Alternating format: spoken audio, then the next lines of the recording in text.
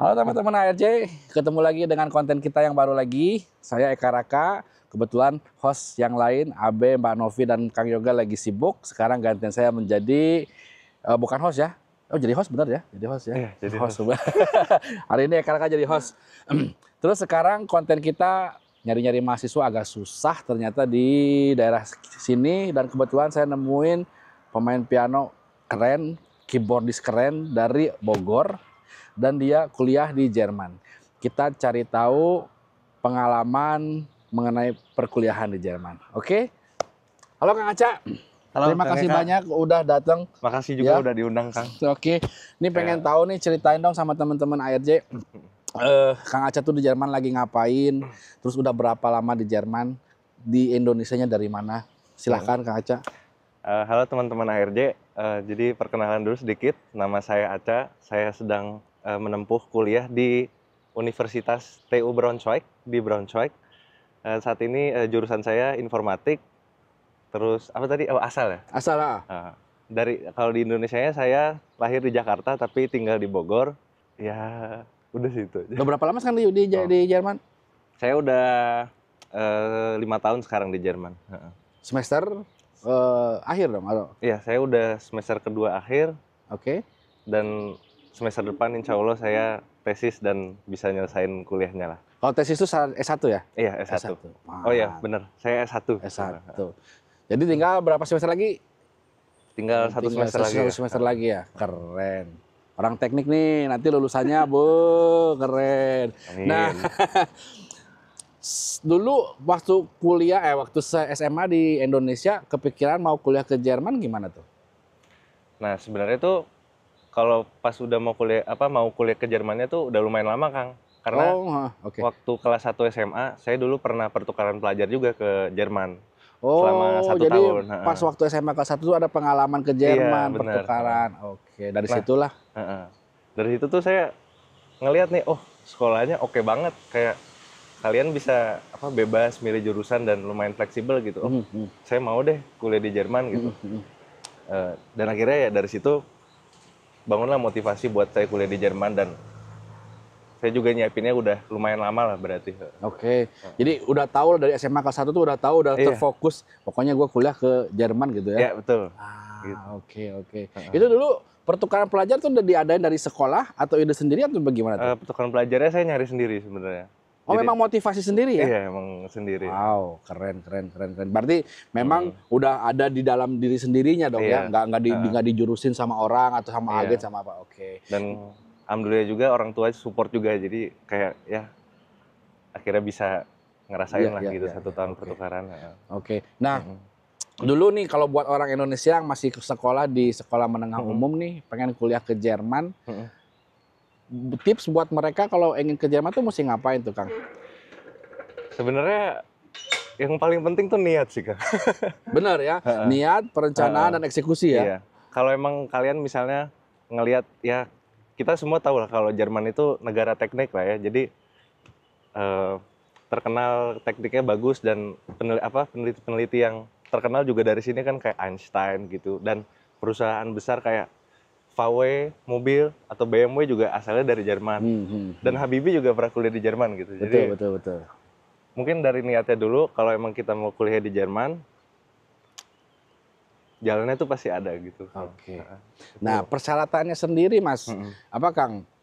Ke Jerman itu mahal nggak? Soalnya kan kalau kuliah ke luar negeri itu orang berpikir, wah mesti biaya gede, ngurusin ini, biaya segala macam. Tuh gimana tuh? Nah, kalau persyaratannya sendiri, ini dulu berdasarkan pengalaman saya dan mungkin agak sedikit riset juga tadi sebelumnya. Jadi kita udah harus lulus SMA dulu sebelum ke Jerman. Dan yang pertama itu ada minimal nilainya, Kang. Jadi kalau untuk kuliah di Jerman, apapun itu jurusannya ya? Apapun itu jurusannya, minimal itu paling minimal semua mata pelajaran harus di atas 6. Di atas 6 itu kalau di Jerman kan nilai 1 tuh bagus. Kalau di Indonesia 6 itu berarti... Oh, kalau di Indonesia 60 berarti? 60? Dari 100 gitu ya? Iya, kalau di Jerman 4 ke atas. Iya, betul. Oke. Itu syarat nomor satunya itu. Semua mata pelajaran harus di atas nilai 6? Iya. Kalau 6 toh masih Kalau oke. 6 tok masih oke kayaknya. Masih oke. Pokoknya harus 6 minimal 6 gitu ya. Iya, minimal 6. Semua mata pelajaran harus 6. Iya, itu paling minimal.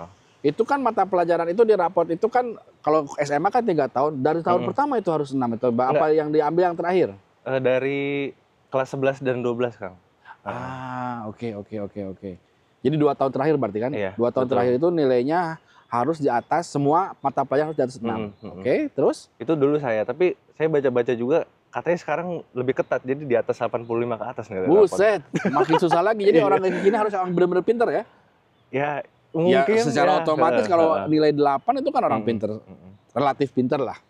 Ya, Oke. harus berusaha lah berarti. Oke, jadi harus disiapkan dari kelas 11 dan 12 itu Betul. nilai harus dijaga sekarang 8 ya. 8,5 apa 8? 8,5, 85 berarti. Walah, udah mau hampir 90 ya, Iya. gila. Makin ketat aja. Oke, terus dari nilai terus apa lagi tuh? Nah, selain dari nilai, habis itu yang paling penting bahasanya. Oke, ada bahasa level tertentu? Atau- Jadi kalau untuk sekolah yang nggak terkualifikasi untuk kuliah di Jerman langsung, yang mana setelah lulus kalian harus ke Studien Kolleg dulu, itu syarat minimalnya B1, Kang. Dari Indonesianya? Dari Indonesia ya. Jadi level bahasa di Jerman itu ada A1 sampai C2 ya. C2. C2 itu yang bahasa Intermediate lah ya. Bahasa Udah apa? profesional lah. Iya, bahasa mother tongue tuh apa ya bahasa Indonesia? Bahasa ibu. Iya, bahasa ibu ya, benar. Nah, kalau untuk Studien Kolleg sendiri hanya dibutuhkan B1. B1 apa B2? B1. B1, oke. Minimalnya. Dan kalau misalnya sekolahnya udah terverifikasi, dia maksudnya sertifikat ujian akhirnya itu diterima di Jerman, kayak contohnya IB. Oke. Kalau pernah dengar, itu syaratnya bisa langsung kuliah di Jerman Tanpa harus ngikutin Studien Kolleg. tanpa harus ngikutin Studien Kolleg, tapi harus bahasanya C1 langsung. Oh, oke. Itu tadi IB ya? Apa? IB tadi? Ya, IB itu salah satu contohnya lah, kayak standar internasionalnya gitu, Kang, yang Oke. diakui seluruh dunia Yang di seluruh dunia. Jadi kalau lulusan situ bisa langsung kuliah tanpa Studien Kolleg dengan catatan bahasa Jermannya levelnya C1. Betul, betul. Oke. Nah, kalau saya sendiri asalnya dari sekolah negeri ya, jadi saya harus Studien Kolleg dulu kebetulan. Oke. Gitu. Nah, Studien Kolleg itu persyaratannya tadi harus B1. Ketika ngelamar Studien Kolleg itu visanya visa student apa gimana? Nah, kalau ngelamar Studien Kolleg ada visanya sendiri, visa untuk mencari tempat kuliah gitu lah. Oke. Jadi Studien Kolleg itu selain belajar juga masa atau transisi untuk mencari universitas gitu ya? Iya. Oh, maksudnya gini, Kang. Jadi sebelum kita udah dapat tempat Studien Kollegnya, itu ada waktu kita dikasih visa 3 bulan lah. Itu visa yang mencari Oke. Mencari universitas. universitas untuk Studien untuk Kolleg Studien ya, gitu. Oke. Nah, jadi di 3 bulan itu kita daftar ke kampus dan sebelumnya juga udah ada surat penerimaan dari kampusnya gitu. itu. Letter of enrollment atau nanti kita diundang untuk tes yang namanya Aufnahmeprüfung gitu. Ada tes lagi. Ada tes Oke. lagi. Untuk masuk Studien Kolleg. Untuk masuk Studien Kollegnya. Oke. Jadi dalam jangka waktu 3 bulan itu kita daftar universitas. Ini tips juga ya, daftarnya sebanyak-banyaknya. Jadi biar chance-nya kesempatannya biar Benar, banyak. Betul. Jadi kita tinggal pilih mau mana Iya, yang mau kita ambil. Oke. Betul. Nanti kalau setelah udah dapet Studien Kollegnya, baru abis itu kita Studien Kolleg. Baru mulai. Iya, baru mulai. Studien Kollegnya. Oke. Gitu. Itu melamar Studien Kolleg dari Indonesia cari online atau Dari gimana? Indonesia cari online. Oke. Itu banyak ya di online. Tapi ada website tertentu khusus Studien Kolleg atau salah tidak satu- gampang aja Studien Kolleg cari nanti keluar deh. Itu bisa, tapi salah satu platform yang paling terkenal mungkin Uniasis ya kalau pernah dengar. Uniasis. Uniasis. Oke. Atau juga website-website universitas di Jerman juga kadang nge-support Bewerben langsung gitu. Oke. Apply langsung. Jadi langsung Jadi googling aja lah. langsung. Oke. Nah, proses dari SMA ke Studien Kolleg setelah lulus itu ijazahnya harus diterjemahin ke bahasa Jerman atau mereka cuma ngelihat hasil ijazahnya aja? Oh, betul bagaimana? banget, Kang. Betul, iya. Jadi ijazahnya harus diterjemahkan ke bahasa Jerman dan itu juga mesti diterjemahkan ke penerjemah tersumpah ya? Betul. Nggak bisa sembarangan. Betul. Dilegalisir sama? Iya. Dilegalisir, ditranslate. Habis itu pokoknya semua dokumen kita lulus ya, SKHUN, ijazah, rapot semuanya itu benar kata Kang Eka Diterjemahkan ke bahasa Jerman. dilegalisir, dan pakai dokumen itu kita bakal apply ke student college-nya ya gitu ya. Jadi yang dipakai untuk melamar ke kampus-kampus student college itu memakai ijazah yang sudah diterjemahkan. Betul. Betul. Oke. Nah, ketika sudah mendapatkan jawaban dari kampusnya, oh kamu diterima, lalu pergi ke kedutaan dong buat ngelamar visa itu gimana itu? Betul. Nah, ini prosesnya panjang lagi nih. Nah, boleh ceritain biar teman-teman pada tahu yang mau kuliah ke Jerman. Pokoknya kalau misalnya kita udah dapat letter of enrollment ya atau acceptance untuk tes atau untuk apply untuk mulai apapun itu. Nah, proses visanya ada lagi syarat-syarat yang pentingnya lagi nih. Oke. Salah satunya itu bukti finansial. Kalau kita bisa menghidupi diri kita dalam 1 tahun ke depan. Berapa gitu. sekarang tuh? Kalau sekarang saya terakhir baca 11.900 euro. 12.000 lah kurang lebih. Iya, 12.000 lah kurang 12.000 euro berarti harus punya uang minimal 200 juta lah rupiah mungkin. Minimal ya. Kalau mau juta. amannya banget. Tapi itu kan uang sendiri kan, nanti cuman ngeliatin aja kalau kita punya uang buat biaya hidup di Jerman. Betul. Dan itu disebutnya di Jerman itu kan Sparkonto kan. Betul. Jadi 200 juta disimpan di tabungan di Jerman gitu. Betul kan.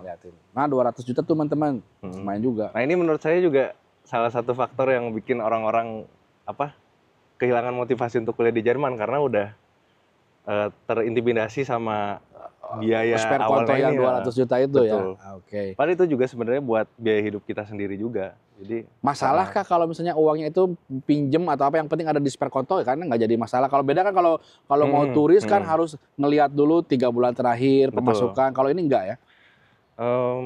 Pokoknya buka konto 200 juta taruh aja di situ. Mungkin, tapi selain itu syaratnya juga kalau emang kita dibiayai sama orang tua juga harus ngasih bukti finansial mereka, pendapatan mereka juga gitu. Oke. Wah, lumayan juga ya. Nah, student college-nya sendiri di sini biayanya berapa tuh? Kalau taruhlah sekolah di Indonesia tuh setiap tahun atau setiap semester biayanya segini, di Jerman berapa? Kalau di Jerman itu tanda kutip gratis ya guys sebenarnya. Gratis dalam artian? Gratis dalam artian kita nggak bayar biaya sekolah tapi biaya administrasi doang. Oke. Gitu. Itu selama student college berapa tuh biaya administrasi? Kalau student college tuh biasanya kan jangka waktunya 2 semester ya. Nah, 2 semester itu berarti per semesternya kita tergantung negara bagian di Jerman ya kisaran 300 sampai 400 lah Kang. Satu semester. Berarti 1 tahun tuh 10 juta lah kurang lebih lah ya. Betul. Oke, tapi biaya hidup sendiri tetap ya? Nah, biaya hidup tetap sendiri. Oke, jadi tadi 10 juta buat 1 tahun student college, biaya hidup. Nah, selama student college biaya hidup gimana tuh? Sama tempat tinggal? Nah, biaya hidup sama tempat tinggal itu pakai dari yang blok konto tadi. Jadi si uang yang 200 juta itu diambil untuk biaya hidup kita, dicicil gitu dari situ. Ngambilnya dari situ. Oke. Dan itu dari blok account itu akan dikasih per bulannya gitu kan. Jadi nggak langsung 12.000 brek nih. Nah, ntar kita foya-foya. Oh, diatur juga nanti diatur juga. Jadi dikasihnya per bulan. Per bulan. Jadi spare kontonya ditahan sama instansi sini, nanti instansi sini ngasih ini buat jajanmu gitu kan? Betul. Oke. Wah, bagus juga ya idenya ya. Cuman berat juga buat orang Indonesia umumnya yang rata-rata ngumpulin uang 200 juta untuk awal mungkin susah ya. Oke. Nah, jadi nanti setelah lulus student college, cari tempat kuliahannya pas lagi student college apa udah lulus?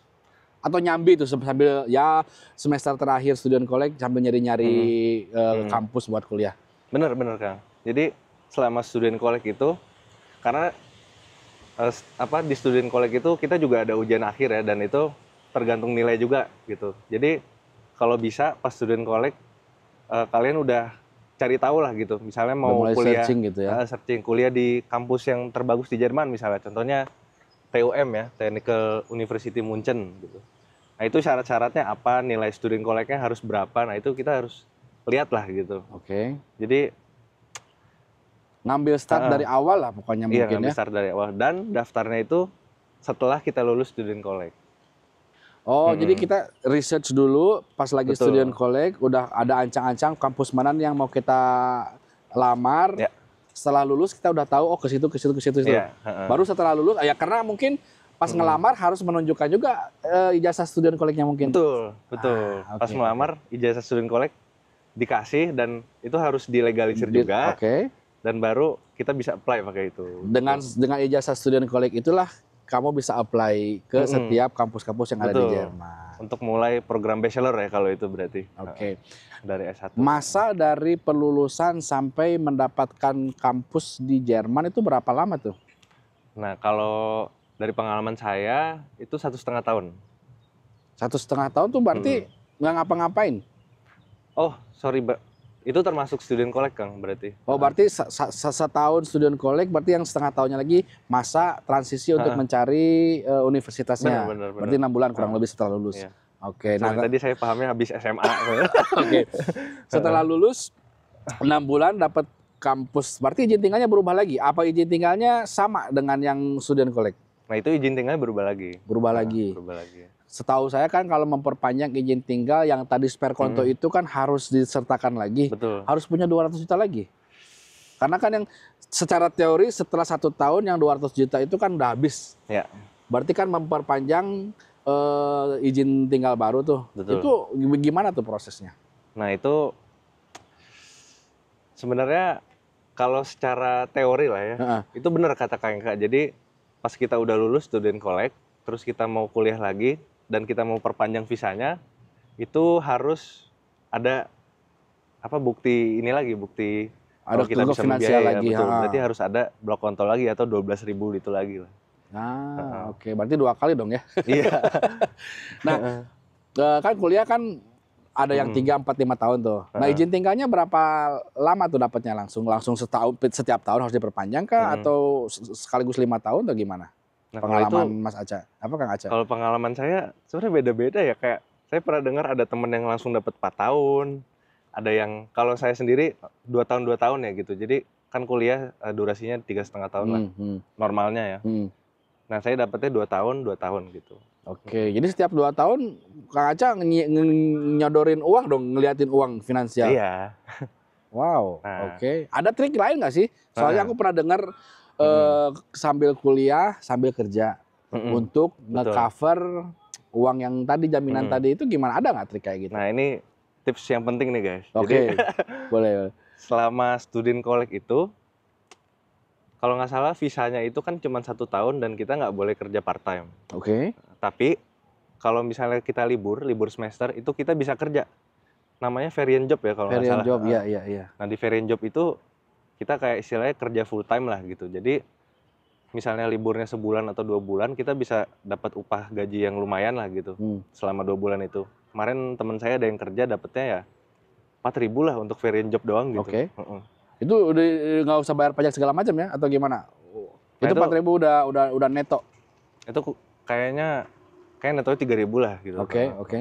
Kayak udah include pajak juga. Jadi pas student collect ketika variant atau liburan bisa ngambil variant job. Ya. Oke. Itu salah satu cara lah untuk bisa ini membantu ya. Terus kalau pas kuliah sekarang boleh dong sambil kerja kuliah? Betul. Nah, visa kuliahnya itu sekarang kita diperbolehkan untuk kerja part time ya. Maksimal berapa jam atau maksimal berapa euro harus? Kayaknya bebas, kalau uang bebas, kalau mungkin uang jamnya iya, aja. Benar. Kalau uang bebas, tapi kalau jamnya terbatas. Itu setahun berapa ya? Aku lupa, pokoknya kalau per minggunya maksimal 80 jam. Per minggu?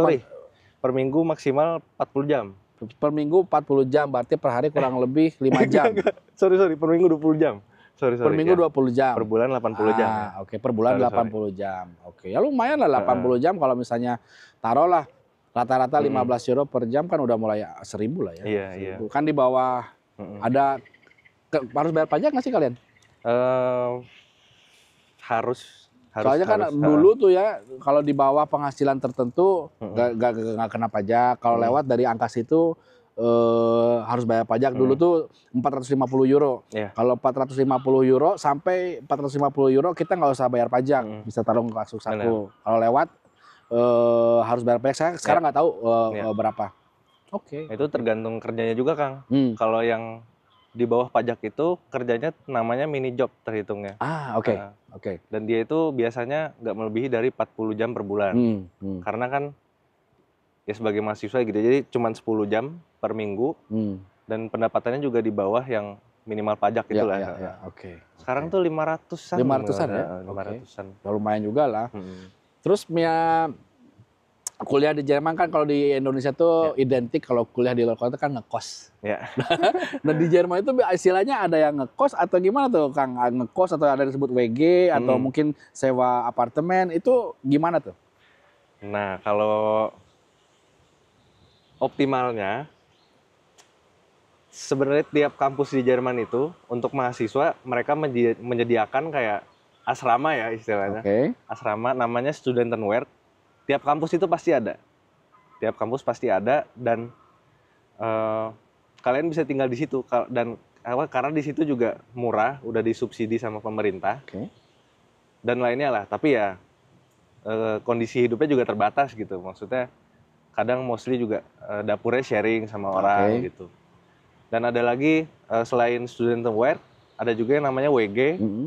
WG itu istilahnya Wohngemeinschaft ya, atau hidup bersama ya. Bukan kumpul kebo ya guys, tapi hidup bersama aja. Jadi satu rumah atau satu bangunan ada beberapa kamar, terus kita sharing di situ ya. Iya betul. Itu dulu saya juga sempat tinggal di situ WG. Jadi kayak 3 orang cowok semua sharing satu dapur, tapi kamarnya sendiri-sendiri. Kamar sendiri-sendiri. Tempat privasi ada lah ya. Iya. Nggak bukannya ngumpul satu kamar 10 orang gitu enggak. Untuk biayanya sendiri Kang, biaya taruhlah WG atau enggak tadi yang di asrama di kampus tuh berapa biasanya sebulan? Nah kalau di daerah saya sendiri di Braunschweig ya, itu Studentenwerk kisaran 200 sampai 300. Sebulan. Tapi udah all in ya. Udah all in. Sampah, listrik, pemanas, terus ada internet juga. Ada internet. Pokoknya udah include aja. Mungkin mebel, tempat tidur segala macam udah ada. Mebel udah disediain meja dan lemari gitu. Tempat tidur harus beli sendiri. Tempat tidur kasurnya beli sendiri. Kasurnya beli sendiri. Memang kalau di Jerman tuh kasur tuh termasuk barang yang kalau udah pakai sama orang lain itu termasuk yang kotor. Orang Jerman tuh mikirnya seperti itu. Kalau kita enggak kan, masih bisa pakai spray gitu.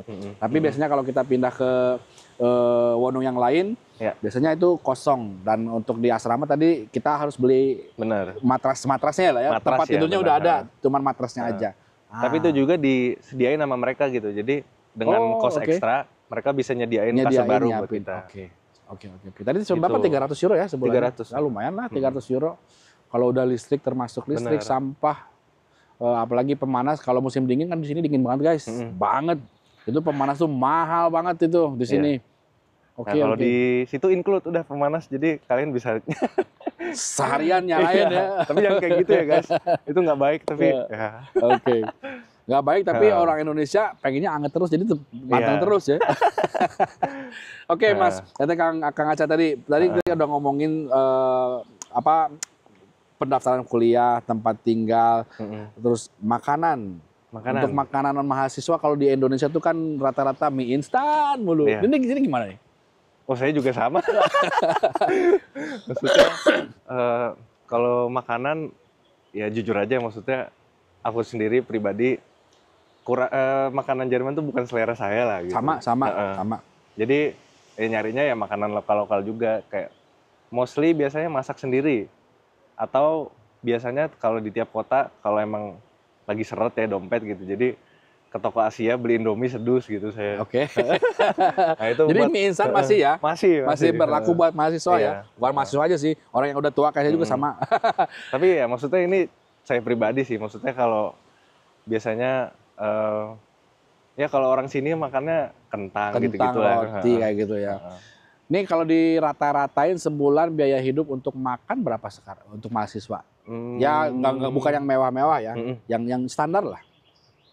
Kalau yang standar itu kisaran 150 sampai 200 lah. Sebulan per orang ya 200. Per orang. Berarti biaya hidup untuk minimalnya 500 berarti ya tadi kan 300 buat Wohnung atau buat tempat tinggal, 200 buat makan. Betul. Gitu. Transport sendiri gimana tuh? Nah, kalau transport untungnya kita kan tadi bahas bayar biaya administrasi ya. Universitas. Nah, itu biaya admin itu udah include sama tiket transport untuk seluruh Jerman. Jadi ada namanya Studenkarte. Ya, Studenkarte apa Deutschlandkarte? Studentenkarte, tapi dia udah include Deutschland ticket. Deutschland ticket gitu. Oke. Jadi bayar biaya administrasi ke kampus tuh Kang Aca dapat tiket transport bebas ke seluruh Jerman ya? Betul. Ke seluruh Jerman. Bebas nggak? Bebas. Tapi ya Mau jalan-jalan itu Kang jalan-jalan berarti ya? iya, bisa dipakai lah. Oke, jadi dengan uang 500 euro itu sebenarnya cukup untuk biaya hidup di Jerman ya? Ya kalau pelit-pelit Standar cukup lah. Pokoknya minimal banget itu. Oh sama satu lagi Kang paling. Kalau masalah biaya hidup ada asuransi juga. Oh, asuransi harus bayar juga? Asuransi harus bayar juga. Oke, itu dipotong yang dari tadi spare konto atau gimana tuh asuransi? Bayar sendiri. Bayar sendiri? Jadi per bulan itu, sebelum kita masuk universitas, kita harus wajib punya asuransi. Oke. Dari Indonesia berarti atau asuransi ngambil dari sini? Asuransi ngambil dari sini. Dari Jerman ya? Yang staatlich ya, atau yang punya Jerman, punya negara gitu. Oke. Nah dia itu sendiri harganya kisaran, kalau sekarang udah naik ya. Dulu tuh 120 pas saya baru masuk. 120 per tahun? Per bulan. 120 per bulan? Per bulan. Wah, lumayan juga ya. 120. Itu di luar spare konto ya? Di luar spare konto. Oke. Jadi 500 biaya hidup, 120 per bulan buat asuransi. Yeah. Berarti kalau pengen enak 1.000 lah mungkin lah ya. Iya, 1.000 tuh. 1.000 yang 800-nya dipotong dari spare konto. Ya, betul. Oke. Ya makanya dibilang tadi 12.000. Memang standarnya sebulan kurang lebih 1.000, makanya makanya 12.000 distandarin buat spare konto. Untuk kebutuhan pokok semua kebutuhan pokok, iya. Oke. Nah, cita-cita nanti Mas Aca, Kang Aca, kalau udah lulus mau tinggal di Jerman atau kembali ke NKRI untuk membangun Indonesia? Pertanyaannya sulit ya. Kalau saya sendiri sebenarnya kalau dibilang dalam hati NKRI harga mati lah. Tapi kayaknya untuk sekarang melihat situasi dan kondisi, saya mau kerja di Jerman dulu, Kang. Jadi mencari pengalaman dulu di Jerman, berusaha, mungkin nanti ilmu yang didapat di Jerman diimplementasikan di Jerman, mungkin nanti bisa dibawa ke Indonesia untuk direalisasikan di Indonesia, mungkin seperti itu. Betul. Tuh, mulia sekali, mantap. Oke, Kang Aca, terima kasih banyak buat wawancara kita hari ini. Pengennya lebih panjang lagi, ngobrol lebih detail lagi, cuman nanti pemirsa pada bosan kita bikin part 2, part 3-nya. Oke. Jangan lupa nanti undang lagi mahasiswa, karena di sini susah banget mahasiswa untuk diwawancara, sibuk belajar terus. Gitu. Informasinya sebenarnya menurut saya berguna banget sih, Kang. Iya, buat orang-orang yang mau datang ke sini. Betul. Makanya anak rantau di Jerman itu pengen memberikan informasi dari setiap orang, karena setiap orang kan pengalamannya berbeda. Iya, benar. Nah, jadi mereka bisa belajar, oh iya, si Kang Aca dia backgroundnya ke Jermannya seperti ini, yang lain seperti itu. Ya mudah-mudahan sih bermanfaat buat semua teman-teman Indonesia yang masih di Indonesia dan mau ke Jerman, entah itu mau kuliah seperti Kang Aca, FSJ, Ausbildung, ataupun mungkin kawin campur seperti saya. Itu banyak banget masuk ke Jerman melalui tadi yang saya bilang. Betul. Kang Aca, terima kasih banyak. Oke teman-teman, terima kasih banyak udah nonton channelnya ARJ. Jangan lupa subscribe, like, dan share. Juga follow sosial medianya di Instagram, Facebook, TikTok, dan Threads. Threads ya sekarang, oke. Sampai jumpa lagi. Dadah teman-teman.